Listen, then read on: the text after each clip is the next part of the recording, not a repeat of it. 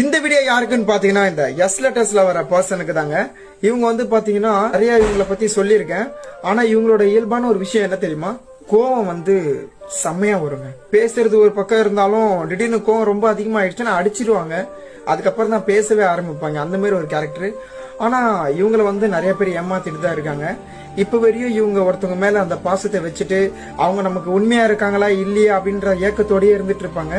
ஆனா இவங்களை பொறுத்த அளவுக்கு வந்து பாத்தீங்கன்னா ரொம்ப பாசம் கொடுத்தீங்கன்னா ரொம்ப அடிமையாயிருவாங்க. அந்த மாதிரி ஒரு பாசம் தான். அதே மாதிரி இவங்க கிட்ட யாராவது வேஷம் போட்டா கூட அது தெரியாதுங்க. ஏன்னா அந்த அளவுக்கு அவங்களுக்கு தெரிஞ்சு அவங்க பாசமா இருக்கிறது யாரு கூடன்னு பாத்தீங்கன்னா அவங்களுக்கு ரொம்ப பிடிச்ச பாசம் ஒருத்தவங்க இருப்பாங்க.